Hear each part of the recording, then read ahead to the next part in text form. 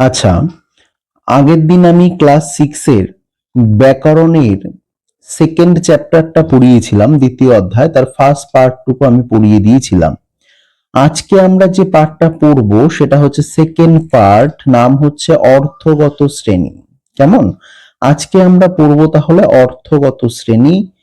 চ্যাপ্টারের নাম তোমরা আগের দিনই দেখতে পেয়েছো, শব্দের গঠন ও শ্রেণী বিভাগ। এর গঠনটা আমরা আগের দিন পড়েছিলাম, আজকে আমরা অর্থটা পড়বো। ক্লিয়ার? দেখো কি বলছে, এই অর্থগত দিক থেকে আমরা কয় ভাগে ভাগ করছি শব্দকে সেটা আমাদের এখানে পড়তে হবে। কেমন? এখানে আগে যদি আমরা শব্দের অর্থগত দিকটা জানতে চাই তাহলে আমাকে দুটো বিষয় সম্পর্কে জানতেই হবে। একটা বিষয় হচ্ছে শব্দের ব্যুৎপত্তিগত অর্থ ব্যাপারটা কি, আর একটা হচ্ছে শব্দের প্রচলিত বা ব্যবহারিক অর্থ ব্যাপারটা কি। সোজা কথায় বলতে গেলে আমি দুটো কথা বললাম, একটা হচ্ছে ব্যুৎপত্তিগত অর্থ, দেখে নাও, একটা হচ্ছে ব্যুৎপত্তিগত অর্থ,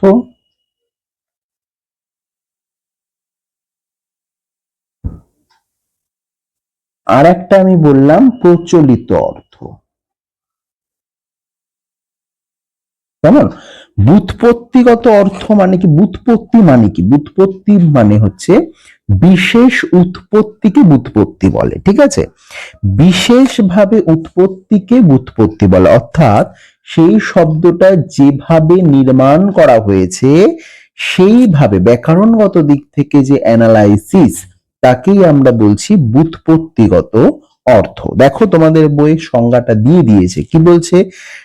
এখান থেকে দেখবে, সাধিত শব্দের মূল অংশ এবং সংযুক্ত খণ্ড অংশগুলিকে যেভাবে ভেঙেছিলে তার সাহায্যে সেই শব্দটির যে উৎপত্তি বোঝা যায় তাকে বলে ব্যুৎপত্তি।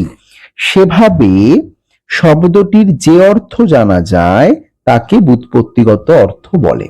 ক্লিয়ার? তাহলে ব্যুৎপত্তিগত অর্থ কাকে বলে তোমরা কিন্তু যখন পড়ছো বা আমার ভিডিওটা এখন দেখছো তখন কিন্তু বইটা খুলেও বসবে, বইটাতে কিন্তু দাগিয়ে নেবে, এবং ইম্পর্টেন্ট যেই জায়গাগুলো আমি ভালো করে বুঝিয়ে দেবো সেগুলো বইয়েও নোট ডাউন করে নেবে, খাতা খুলে বসবে, তবে কিন্তু পড়াটা একটা কংক্রিট হবে।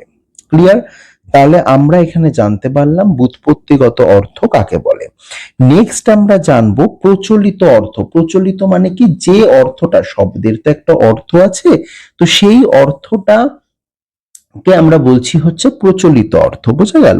অর্থাৎ যে অর্থটা চলছে, ঠিক আছে, বা যে অর্থটাকে আমরা ব্যবহার করি তাকে বলা হয় হচ্ছে ব্যবহারিক অর্থ বা প্রচলিত অর্থ। বোঝা গেল? তাহলে শব্দের ব্যবহারিক অর্থ বা প্রচলিত অর্থ কাকে বলে দেখো বলছে, ঠিক তারপর থেকে আবার দাগাবে, কোন কোন শব্দের মানে সেই ব্যুৎপত্তিগত অর্থের সঙ্গে এক থাকলেও কোন কোন শব্দের মানে আবার বদলেও যায়। অর্থাৎ কিছু কিছু শব্দের অর্থ আছে যেগুলোর অর্থ, ব্যুৎপত্তিগত অর্থ আর প্রচলিত অর্থ দুটো সেম, সমান, সেরকম কিছু পাবে। আর কিছু শব্দের অর্থ আছে যাদের প্রচলিত অর্থ আর ব্যুৎপত্তিগত অর্থটা ভিন্ন হয়, আলাদা হয়। ঠিক আছে? তাই বলছে যে কোন কোন শব্দের মানে আবার বদলেও যায়। ব্যুৎপত্তিগত অর্থটাই সেই শব্দের আদি অর্থ বা মূল অর্থ, কিন্তু অনেক সময় তা পাল্টে গিয়ে এখন আমরা শব্দটার যে মানে বুঝি তাকে বলবো প্রচলিত অর্থ। অর্থাৎ বর্তমানে চলিত যে অর্থ বা বর্তমানে আমরা ব্যবহার করি যে অর্থ শব্দের, তাকেই বলা হবে হচ্ছে প্রচলিত অর্থ বা ব্যবহারিক অর্থ। বোঝা গেল?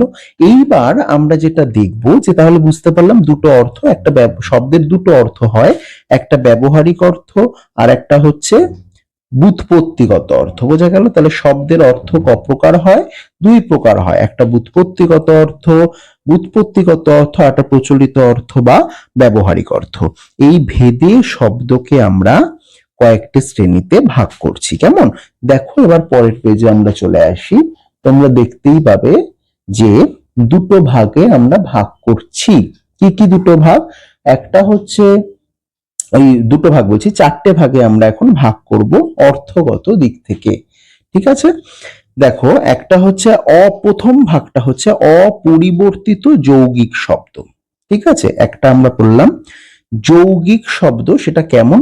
অপরিবর্তিত। অপরিবর্তিত যৌগিক শব্দ কাকে বলে? না, যে শব্দগুলোকে যে শব্দগুলো আমি তো আগেই বললাম যে শব্দগুলি দুটো অর্থ থাকছে, একটা প্রচলিত অর্থ, একটা ব্যবহারিক অর্থ, ঠিক আছে। এই দুটো অর্থই যখন একই থাকে, শব্দের দুটো অর্থই মানে ব্যুৎপত্তিগত অর্থটাও যা হয়, আমরা ব্যবহার করি যে অর্থটা সেটাও যখন সমান হবে, তখন আমরা তাকে বলবো অপরিবর্তিত যৌগিক শব্দ, ঠিক আছে। যেমন দেখো পাঠক শব্দটাকে আমি বললাম না ব্যাকরণগত দিক থেকে অ্যানালাইসিস, দেখো পাঠককে যদি আমরা বিশ্লেষণ করি তাহলে পট ধাতুর সঙ্গে অক প্রত্যয় যুক্ত করলে পাঠক হয়।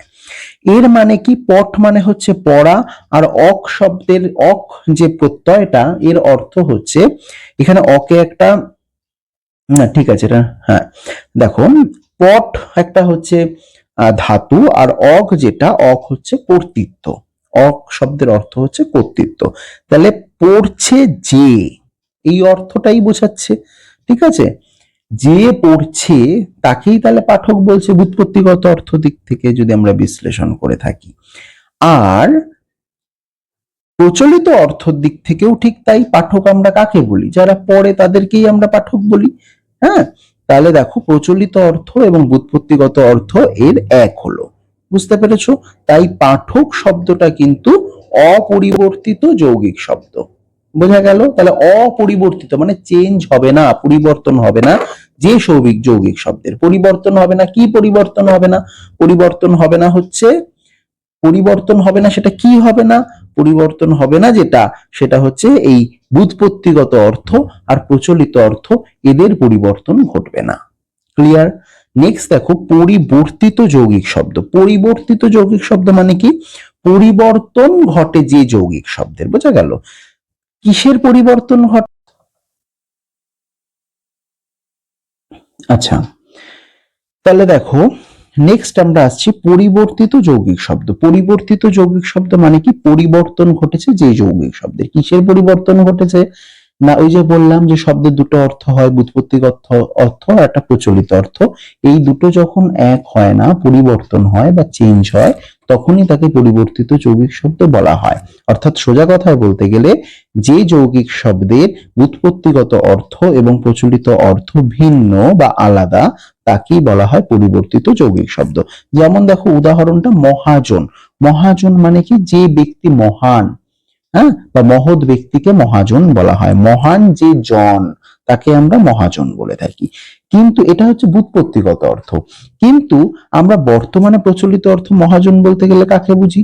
একজন সুদ ব্যবসায়ীকে বুঝি, অর্থাৎ যে টাকা ধার দিয়ে চড়া সুদ নেয় তাকে আমরা বলি হচ্ছে মহাজন। সুতরাং এই কাজটা তো নিশ্চয়ই ভালো না, তাই মহান ব্যক্তি তো তিনি হতে পারেন না। তাই দেখো অর্থের কিন্তু পরিবর্তন ঘটেছে, তাই একে আমরা বলছি, অর্থাৎ মহাজন তাই হয়ে যাবে পরিবর্তিত যৌগিক শব্দ। নেক্সট আসছে দেখো সংকুচিত যৌগিক শব্দ। সংকুচিত যৌগিক শব্দ মানে কি, অর্থটা এই যে বললাম ব্যুৎপত্তিগত অর্থ যেটা ছিল তার থেকে প্রচলিত অর্থটার ব্যাপকতা বা পরিধিটা কমে আসে। কেমন? যেমন ধরো এই যে তোমরা দেখতে পাচ্ছ তুরঙ্গম, এখানে দেখো দেওয়া আছে তুরঙ্গম। তুরঙ্গ মানে কি বলতো, যা জোরে দৌড়ায় তাকেই তুরঙ্গম বলা হয়। মানে একটা বালকও যদি জোরে দৌড়ায় তাকে তুরঙ্গম বলা হবে। কিন্তু আমরা বর্তমানে তুরঙ্গম বলতে গেলে কিন্তু আমরা শুধুমাত্র ঘোড়াকেই বুঝি। তাহলে দেখো পরিধিটা কতটা ছিল, যা জোরে দৌড়াবে তাকেই বলা হবে হচ্ছে তুরঙ্গম, কিন্তু বর্তমানে শুধু ঘোড়াকে বুঝি। তাহলে পরিধিটা কমে আসলো, তাই সংকুচিত হলো, তাই একে আমরা বলছি, তাই তুরঙ্গম হয়ে যাবে সংকুচিত যৌগিক শব্দ। নেক্সট দেখো আছে প্রসারিত। প্রসারিত যৌগিক শব্দ। প্রসারিত যৌগিক শব্দ ঠিক তার বিপরীত, যেটা যেমন আমরা দেখলাম ব্যুৎপত্তিগত অর্থটা এখানে কমে আসলো, এখানে দেখবো ব্যুৎপত্তিগত অর্থ যেটা ছিল তার থেকে তোমার প্রচলিত অর্থটা বেড়ে যাবে। যেমন দেখো গাং। গাং শব্দের ব্যুৎপত্তিগত অর্থ হচ্ছে গঙ্গা, গঙ্গাকে গাং বলা হয়, কিন্তু বর্তমানে গাং বলতে কিন্তু গঙ্গা ছাড়াও অন্য নদীকেও বোঝায়, অর্থাৎ যে কোনো নদীকেই গাং বলা হয়। তাহলে দেখো অর্থটা, অর্থের বিস্তার ঘটলো, বোঝা গেল। তাহলে গাং অ্যাকচুয়ালি ব্যুৎপত্তিগত অর্থ কিন্তু গঙ্গা, বর্তমানে আমরা গঙ্গা ছাড়াও অন্য নদীকে বুঝি। তাহলে অর্থটার প্রসার ঘটলো কিনা, তাই এই গাং হয়ে যাবে হচ্ছে প্রসারিত যৌগিক শব্দ, বোঝা গেল। তাহলে এইভাবে আমরা চারটে ভালো করে বুঝতে পারলাম। পরে কিছু তোমাদের দেখো উদাহরণ দেওয়া আছে, উদাহরণগুলো ভালো করে দেখে নেবে। যেমন দেখো শব্দগুলো দেখে নাও। অন্ন, অন্ন কি বলছে, যে কোনো খাদ্যবস্তুকেই অন্ন বোঝানো হয়, ব্যুৎপত্তিগত অর্থ। কিন্তু প্রচলিত অর্থ বর্তমানে আমরা কিন্তু ভাতকে অন্ন বুঝি। ঠিক আছে, যে কোনো খাদ্যকেই অন্ন বলে, মানে ধরো ডালকেও আমরা অন্ন বলতে পারি, হ্যাঁ, মাছকেও আমরা অন্ন বলতে পারি, এটা ব্যুৎপত্তিগত অর্থের দিক থেকে। কিন্তু বর্তমানে আমরা ভাতকেই শুধু অন্ন বলে থাকি। তাহলে অর্থটা কি হলো, সংকুচিত হলো। তাই এটা যৌগিক সংকুচিত বা সংকুচিত যৌগিক শব্দ, বোঝা গেল। নেক্সট দেখো পান, পান মানে গাছের পাতাকে, পর্ণ থেকে পান এসেছে, মানে গাছের পাতাকে পান বলা হয়। কিন্তু বর্তমানে আমরা তাম্বুল মানে পান বলতে আমরা একটা বিশেষ পাতাকেই বুঝে থাকি, তাই অর্থটা ছোট হলো। তাই এটা হবে সংকুচিত যৌগিক শব্দ। নেক্সট দেখো মৃগ, মৃগ মানে বনের পশুকে, আগেকার দিনে বলতো মৃগয়ায় যাচ্ছি, মানে কি হরিণ শিকারে যাচ্ছি না, মানে হচ্ছে পশু শিকারে যাচ্ছি। তাহলে মৃগ মানে কিন্তু বনের যে কোনো পশুকেই মৃগ বলা হয়, কিন্তু বর্তমানে মৃগ মানে আমরা হরিণকেই বুঝে থাকি। নেক্সট দেখো প্রদীপ, প্রদীপ মানে কি, যে আলো দেয় বা যে কোনো আলোকেই আমরা প্রদীপ বলে থাকি। ঠিক আছে, মানে তোমার ঘরে যদি টেবিল ল্যাম্প জ্বলে সেটাও একটা প্রদীপ, এমন বা তোমার ঘরে যদি লম্ফ থাকে সেটাও যখন জ্বালানো হবে সেটাও একটা প্রদীপ, বা টিউবলাইটও একটা প্রদীপ। কিন্তু বর্তমানে দেখো নির্দিষ্ট আকারের মাটির ওই যে বা ধাতুর বিশেষ আকারের একটা আলোক পাত্রকেই আমরা কিন্তু প্রদীপ বলে বুঝতে পারি। পঙ্কজ, পঙ্কজ মানে যা পাকে জন্মাবে তাকেই পঙ্কজ বলে, শ্যাওলাও পাকে জন্মায়, তাহলে শ্যাওলাকেও কিন্তু পঙ্কজ বলা হয় ব্যুৎপত্তিগত অর্থ দিক থেকে। কিন্তু বর্তমানে আমরা কিন্তু পঙ্কজ বললে পদ্ম ফুলকেই বুঝি। ঠিক আছে, দেখো সবকটার অর্থ সংকুচিত হচ্ছে। নেক্সট আদিত্য, আদিত্য মানে হচ্ছে অদিতির পুত্র, যে সকল দেবতা আছে তাকে কিন্তু আদিত্য বলা হবে, কিন্তু বর্তমানে আমরা শুধুমাত্র সূর্যকে বুঝি। দেখো অর্থের পরিধি কমছে। জলদ, জলদ মানে হচ্ছে জল দান করে যে তাকেই জলদ বলা হয়। ঠিক আছে, মানে কোনো মানুষ প্রাণীও যদি তোমাকে জল দান করে, কোনো মানুষ যদি তোমায় জল দান করে, তাহলে সেও কিন্তু জলদ হবে। হ্যাঁ, কিন্তু বর্তমানে আমরা শুধু মেঘকেই কিন্তু জলদ বলে বুঝতে পারি। নেক্সট দেখো মন্দির, মন্দির মানে হচ্ছে বাসস্থান বা যে কোনো গৃহকেই, মানে তোমাদের বিদ্যালয়টাও কিন্তু তোমাদের কাছে মন্দির, কেমন। কিন্তু বর্তমানে আমরা দেবতা রাখা হয় যে ঘরে তাকেই আমরা শুধুমাত্র মন্দির বলে বুঝি, কেমন। এইগুলো হচ্ছে দেখো সব শব্দের অর্থ কমে আসলো। এবার আমরা দেখতে পারবো যে শব্দের অর্থ পরিবর্তন হয়ে যাচ্ছে। যেমন দেখো কুশল, কুশল মানে যে কুশ তুলতে পারে তাকেই কুশল বলে। ঠিক আছে, কুশ মানে তৃণ। ঠিক আছে, কিন্তু বর্তমানে আমরা কুশল বলতে গেলে নিপুণ বা পারদর্শীকে বুঝি। নবীন, নবীন মানে কি, যিনি বিনা বাজাতে পটু তাকে আমরা বলি হচ্ছে নবীন। ঠিক আছে, কিন্তু বর্তমানে আমরা বয়স্ক ব্যক্তিকেই বুঝি হচ্ছে নবীন অর্থে, অর্থাৎ যৌগিক পরিবর্তিত হচ্ছে। সন্দেশ, সন্দেশ, সন্দেশ, সন্দেশ কি বললাম, যে সংবাদ বা খাবারকে, যে কোনো সংবাদকেই আমরা কিন্তু, যে কোনো খবরকে আমরা কিন্তু সন্দেশ বলে থাকি। কিন্তু বর্তমানে কিন্তু আমরা সন্দেশ বললে কিন্তু একটা খাবারকেই বা মিষ্টি জাতীয় খাবারকেই আমরা বুঝি। সুতরাং দেখো অর্থটা পরিবর্তন হয়ে গেল। গোষ্ঠী, গোষ্ঠী মানে কিন্তু গরু থাকার জায়গাকে গোষ্ঠী বলে, কিন্তু বর্তমানে আমরা দলকে, একটা দলকে বা একটা সমূহকে আমরা বুঝি। সুতরাং অর্থের পরিবর্তন হলো। গবাক্ষ, গবাক্ষ মানে হচ্ছে গো অক্ষ, অক্ষ মানে চোখ, মানে গরুর চোখকে কিন্তু গবাক্ষ বলা হতো, কিন্তু বর্তমানে গবাক্ষ বলতে গেলে আমরা জানালাকে বুঝি। দেখো অর্থ ফুল চেঞ্জ হয়ে যাচ্ছে।